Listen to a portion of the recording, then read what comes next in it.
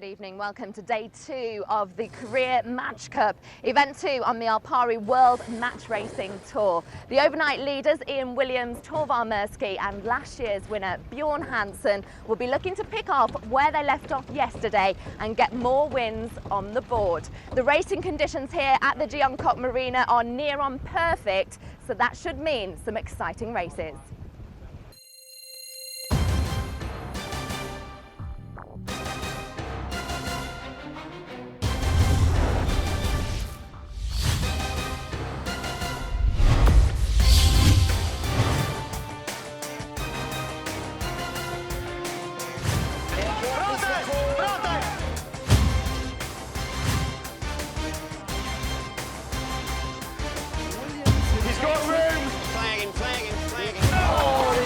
Collision there. Bjorn Hansen is the new king of the Career Match Cup.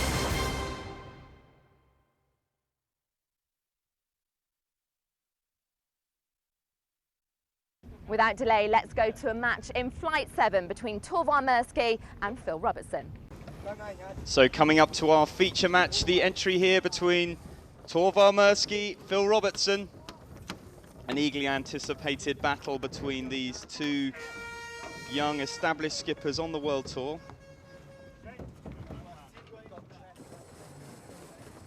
Torvar Mirsky entering from the left-hand side of the starting area.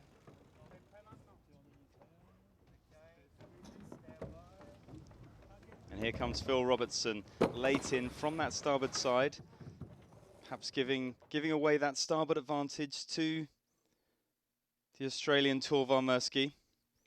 Torvar representing the Career America's Cup team here at the Career Match Cup, so home soil for this America's Cup challenger.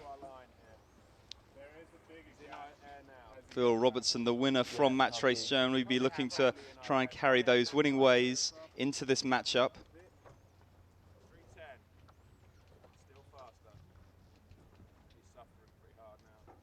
Torvar skipper of one of the 3 strong teams from last year's Alpari World Match Racing Tour. This one of the only Alpari World Match Racing Tour regattas that Torvar is sailing this year, so he'll be looking to make a big impression. Both boats sailing off high. Or do our timing, basically. If we tack out, it might be a shoot. Yeah, 2:30.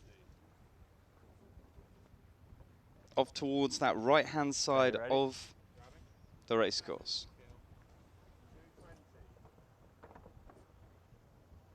Pretty marginal, he's going to be heading up. We'll be right. He's closing up now. He's going to have to tack. Okay. So very unconventional pre-start from these two. Torvar Mirsky leading the pair off up the beat. I think the exclusion zone down that shore looking perhaps to come into play. Both boats now turning back and Phil Robertson electing to lead the pair as he jibes in front of Torvar Mirsky. But he'll go down. There we see a very restrictive starting box. The area of the pre-start that these boats able to utilise, limited by that line of yellow buoys. The harbour here in Korea is littered with cables and underwater hazards, and the race committee sensibly screening these racing yachts from those underwater issues down that right-hand side. Here we can see Phil Robertson using that exclusion zone, sailing along the line of the yellow buoys. Torvar Mirsky with no option either but waiting behind Phil Robertson or sailing above him if he goes above. Phil Robertson obviously turning up and looking to hook Torvar Mirsky back up onto the wind. Torvar there diving for the inside.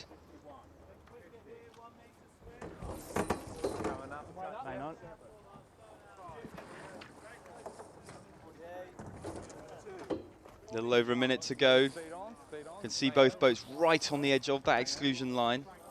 There's a yellow buoy just to the left of Torvar. Matt Cornwall on the bow, calling clear to swing. Torvar now committing to that high line. 59 seconds to go. I think hoping he can roll over the top of Phil Robertson into this pre-start. There we see both high off the line of the committee boat.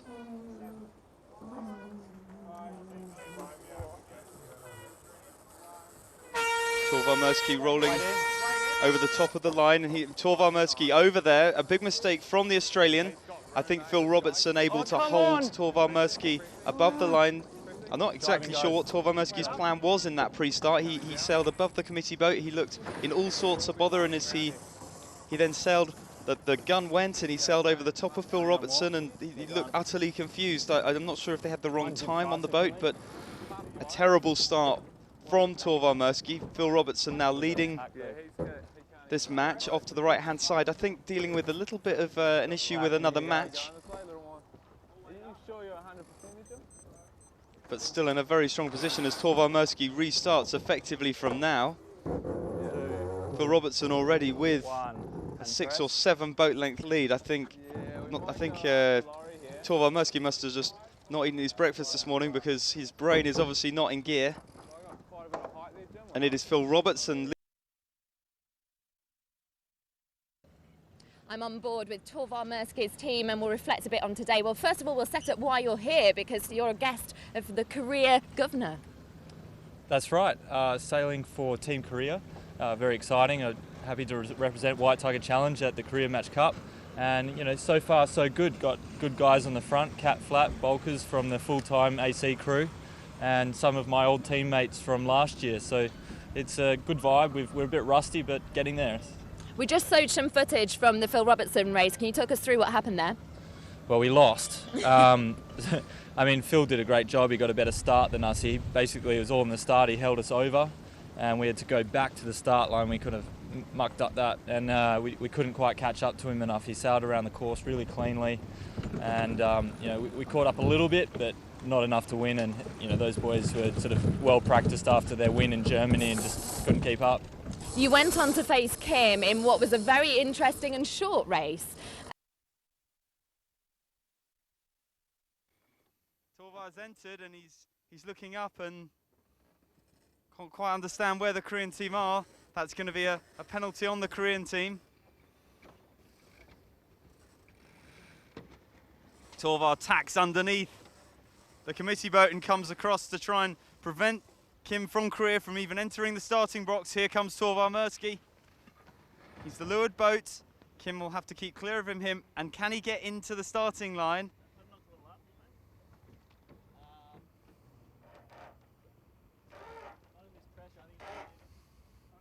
Torvar Mersky preventing Kim from entering. The yellow flag on the umpire boat there signifying that Kim already has 1 penalty. Now, is Torvar Mersky able to inflict another one before the pre-start? Kim now circling down. He doesn't look like he's got an answer for the aggression of the young Australian.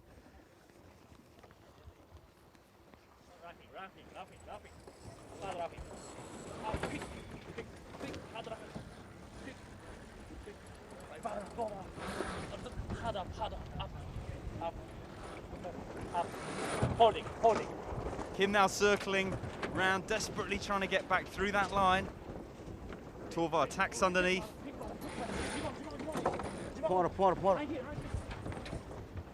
A second big luff from Torvar Mersky.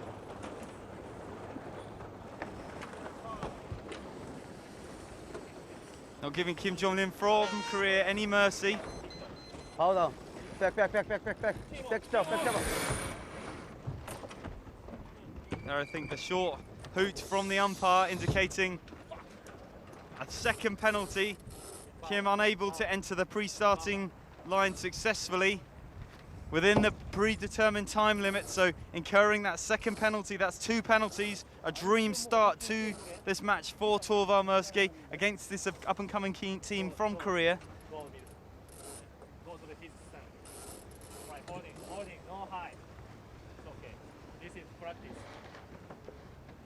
Kim now in the starting box, trying to follow Torvar over to this right-hand side of the line. And Torvar attacks back and dials down towards Kim. He's going to try and do the do on him. If he can get 3 penalties on Kim, that's an instant black flag, and Torvar Murski's on starboard. Kim must make sure he keeps clear here. Oh! A turn down from Kim forces an avoidance from Torvar Murski. Now, we may well see an unprecedented 3rd penalty inflicted on the Korean by the umpire team here. That would be a black flag. And there it is, we see the black flag, the double penalty and the black flag. Kim obtains the 1st penalty from not being in the starting area, a 2nd for not entering correctly, and then with that careless infringement on Torvar Murski as he tries to lead back into the start. He gets the 2nd penalty. That's the end of the match, folks. He's being on the phone. He got distracted and didn't realise his race was starting. And you know, with match racing, you have to enter into the sort of the start box of the race, and we managed to hold him out because we'd done the things in the rules, and a couple of penalties subsequent from that, he was disqualified. So we didn't even have to go around the course. And yeah, he's got a bit to. He won't be on his phone next time, I'm sure. I don't think he will be. We don't see many black flags, but there was also nearly one with Ferrarese. Have you ever had that where you've felt like refusing to carry on? We've been black flagged before, for sure. You know, sometimes 3 penalties just adds up pretty quick.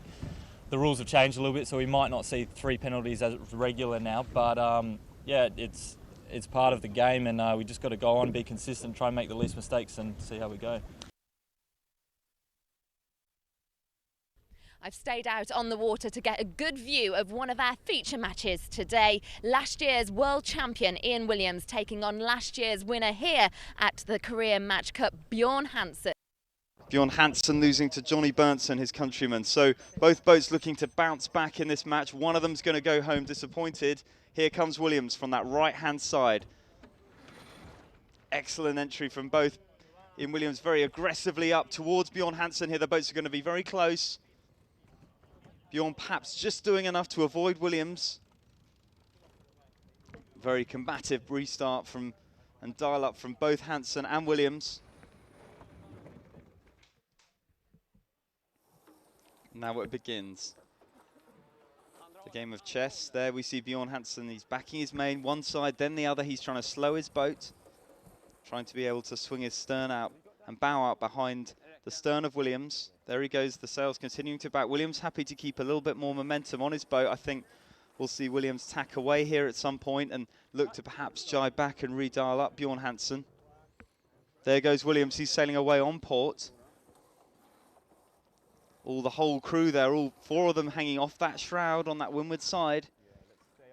Trying to rappel the boat down, and Hansen now falling away onto port as well. He's going to be a lot slower. He did all that backing, don't forget, with his mainsail, and he's completing down onto port, and Williams coming back for another bite of his Swedish competitor here. Come on, you got to do more! You've got to do more, Williams saying. That's only half his helm. Flag him. Williams saying he didn't do enough there. Let's yellow flag. One of those tricky ones there for the umpires. There's the green flag saying no incident. But Bjorn now, Bjorn goes for attack. He thought he could get out, and I think there may have been contact between the 2 boats there. Bjorn trying to go for what we call balls of steel. He goes turning his boat towards Ian. He is the giveaway boat all the way through that, and he ends up crashing his boat into the side of Williams. And there we see the umpire. That's a blue flag, a blue penalty. That's Bjorn Hansen that infringed. He went for steel balls, he didn't get it.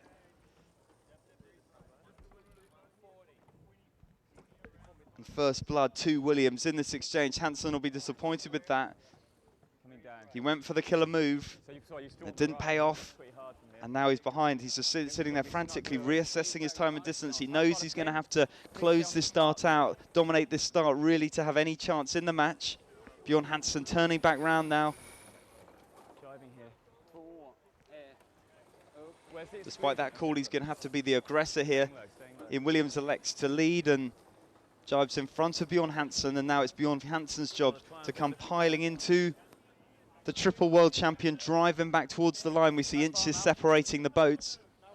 Bjorn Hansen sailing as fast as possible, already a war wound on the bow of his boat there, visible from this camera on the stern of Williams. Bowman signalling there with the moving arm, saying, you're clear to turn your boat, you're clear to turn your boat. Small amount of Bjorn Hansen's boat falling into the water there. But only a small flesh wound as both boats turn back towards the start line. Jerry Mitchell wailing on the main sheet, looking to sail as high as possible, look to try and squeeze up on Bjorn Hansen. We see the jibs coming down, trying to minimize the drag as both boats track up to windward towards the committee boat. We see the flags there. Ian below downwind from that top mark, so going to struggle to shut from there, but he's giving it a go. Williams high looking to close the deal, but siding Bjorn's a little too advanced and bringing that bow down. That start gun, and both boats absolutely neck and neck, but with that slow speed on both hulls, it will be advantage Williams as both boats try and build. Williams is really tight on Bjorn. Bjorn with no option but to tack away. Williams still building off to this left-hand side. Smooth, slow turn. And here comes Williams, who's calling slow tack. You know he's down speed, so trying to keep as much of the speed on the boat as he turns through the wind. Now Parker snaps the jib on the leeward side as both boats track up to windward. Expected to see Hansen tack up towards Williams at that point. Williams now able to get up to speed before they come together. I think a small mistake from Bjorn Hansen there as he tacks across. He's going to be crossing behind Ian Williams at this point. Bjorn has that right away, but unable to capitalize on it, and he sails back off towards the left. I think Ian's going to be happy to leave him here. We've seen that right-hand side of the racecourse paying dividends in the previous matches, and penalty down and trailing Bjorn Hansen, not getting the better of that pre-start at all. Yeah. The Halliard looks good though, That all-important tack where he turned round, went for steel balls in that pre-start, turned his boat hard towards Williams, while they were still very close together, thinking he had just enough distance to slip his bow down inside the hull of Ian Williams, but that not being the case, the bows just touching and Ian managing to secure a penalty onto Bjorn Hansen. Bjorn Hansen coming in from this left side. Now we've seen that right side pay quite effectively in previous matches. That's the way Williams elected to go, and as both boats come back together, looks relatively even given the situation. Bjorn still behind, but not by much as he comes in from this left-hand side. A nice move from Bjorn Hansen. Both boats pretty close together now. Bjorn. Okay, tacking now. Ian's going to try and lee bow. Bjorn Hansen's going to tack right on the line of Bjorn. Look to force him off into the tack. Bjorn was already bowed down there, and as Ian tacks, Bjorn Hansen puts the boat into an ultra-high mode. Tries to scallop off the line of Ian Williams. Now Bjorn Hansen, we see there Ian Williams getting to the exclusion zone. Slow tack, yeah. Bjorn calling for Ian to tack, and for me, Ian very slow to turn there. Bjorn said, you tack, and Ian Williams is then obliged to tack straight away, and Ian there perhaps pushing the rules a little bit, looking to gain as much of an advantage on that inside as he could, and this is advantage Hansen as Ian Williams goes into a luff. He completes back onto port. Bjorn comes with him. Now we're going to see Bjorn Hansen tacking right on the lee bow. Room to tack! Ian Williams calls for room to tack again. Bjorn's going to be wise to it this time. He coasts across and follows Ian right into that tack. The point where Bjorn says you tack, if there is collision, then it's right away Bjorn. Bjorn putting the squeeze onto Ian straight away. He slowly tracks up towards his line. Bjorn sailing as high as possible. That wind coming round Bjorn's sails and up onto the mainsail of Ian. Ian with nowhere to go here. Very tight on the exclusion zone. And there's the luff from Bjorn. Ian in danger here. He's very close together. The gap between the boats now only inches as Bjorn Hansen comes dead head to wind. If there's contact here, it's Williams that's keep clear, and that gap very narrow. I think we've got it. Should have gone jib down. Okay, here's that's a Bjorn electing to drop his jib in, still keeping his up. Sheet it on. Got to get room, yeah? 2. Oh, it's 1. close. Hey, don't twist! It's close. He's turning into us! It's close, there's contact. And press. For me, Ian Williams is in risk here as we go to an umpire. That's a green flag, there was contact. Do you agree? No, but have we got room? Perhaps weak umpiring from the team here at the Korea Match Cup. Reluctant to wade in on a decision with only a small turn, and Bjorn coming up for the turn. Ian has the rights to try and come in here and stop him. Here comes Bjorn, he goes for the turn in. Williams piles in at the mark. He crashes his boat between the hull and the hull of Bjorn Hansen and the mark. I think Bjorn possibly tacking in Ian Williams' water there. We could see a double penalty on Bjorn. No drama. There's the double penalty. The umpires decide. Craig Mitchell, Tour Director of the Alpari World Match Racing Tour, joins me. And your reflections on day 2, Craig? Yeah, we've had a great day today. We've finished 9 flights and we've got 3 teams that have all on 6 points. We've got Williams, we've got Robertson, we've got Mersky. So it's getting pretty tight at the top there. We've seen some great action out in the water. Mersky using the obstruction zone around here to great effect to win a match. Williams and Gilmore having their usual tussle. We've had ships through the course. So it's pretty tight out there. So it's been a good day all round, really. And of course the conditions made way for all that fabulous action, and it's looking similar tomorrow, I hear. Yeah, I think the weather's cleared up a bit this morning. It was a little bit light, but the sea breeze came in the afternoon and gave us some really great racing. And including that racing, within that we have the leaderboard to bring you, because this is the qualifying standings after 15 flights.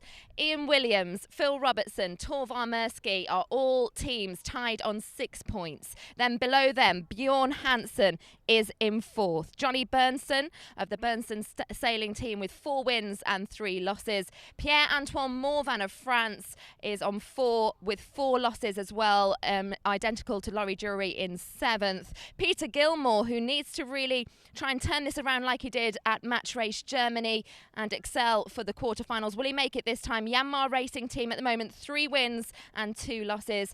Will Tiller, fairly new tour card debutant here from New Zealand, Full Metal Jacket Racing, 3 wins, 4 losses. Simone Ferrarese, Bianchi Park and Tai-Young Kim follow. And at the bottom there, as you can see, no wins but 8 losses. So we're hoping to see more from the Koreans tomorrow. And I can be joined by Simon Shaw, our racing commentator and double world champion now, just to run through some of the day's proceedings. And we've talked about key incidents there with Craig. There were plenty of them. What were particular highlights for you? For me, I mean, starting, I think, with Laurie Jury and Torvar Mersky, an excellent performance by Laurie Jury, leading Torvar Mersky all around the racecourse. And then right at the bottom mark, Torvar Mersky able to use the exclusion zone at the bottom of the course to sneak in at the bottom, catch Laurie Jury unawares and to sneak round. And for me, that was a real feature of Mersky's day. He just kept coming back. We saw him trailing, I think, in 3 of his races today, and in each one of those 3, flipping it round, getting back into the lead. So a really strong performance for him, and I think well deserved at the top of the board. But you know, he's going to have to start working on his starts if I think he's going to close this regatta out. Laurie Jury, again, a feature of my day. Didn't do a particularly good job against Pierre Morvan when I was on board commentating, and you know, disappointment for him there. But again, some really strong races. That first match-up of the day, Ian Williams defeating the triple world champion for a newbie to the World Tour. Excellent work. And then Phil Robertson, the journeyman of the tour. We saw him perform really well in Germany. He went out today, he just put the results in. I didn't really talk about him much, I didn't notice his races, but he was just winning them. And for me, that's a sign of someone who's really on a march, quietly moving forward and moving up the leaderboard, and we find him there suddenly at the top today. We saw a black flag for Kim. We also saw Ferrarese at one point refusing to go on in a race. I mean, those are, I suppose, a little bit of sour points, but do you expect that in match racing? I mean, it's a very passionate sport, and to be good at match racing, you have to be a passionate competitor, and occasionally these things do happen. For me, you know, unusual to see the Simone Ferrese, actually just refusing to do a penalty, that perhaps pretty unknown and unforeseen. I'm not sure exactly what really led up to that incident and quite how justified he may have been, but for me, we have a very strong umpiring here at Match Race Korea, led by Dave Tallis, and superb race management. So I think when you find yourself on the receiving end, I think he was just a little bit caught out by the start and perhaps made some mistakes himself. So I'd be surprised if any of that real stubbornness was justified. It looks like we'll complete qualifying tomorrow. Who do you see going through to the quarterfinals? I mean, those top three for sure. Ian Williams sailing super strong here at Match Cup Korea. For me, probably the standout team of today. Really solid performance and just sailing that boat for me, just that tiny bit better than everyone else. Everything absolutely crisp, front to back, and really clear communication through from Ian. I think the real tussle is going to be down at the bottom. We've got, Peter Gilmore, Yanmar Racing right in the thick of the action down there. Laurie Jury, he's on 4-4 in the middle of the leaderboard. He's above Peter at the moment, but he's got to keep winning to stay in that comfort zone. And it'll just be that sort of tussle right at the bottom there. I know William Tiller close to the cusp there. The two Korean teams, they've come on a long way. Every time we have one of these Korean Match Cups, those Korean guys get better and better and better, but still perhaps a little level below the rest of the field. So we'll see how that works out. It's going to be that bottom order who makes that final 7th and 8th position. That's where the story is going to be tomorrow. Be interesting to see what happens with Peter Gilmore, whether he can do another Match Race Germany and put in that performance to see him in the quarterfinals. But some great performances there. We'll see how the three leaders get on tomorrow. Join us for more. We'll be back then. Bye for now.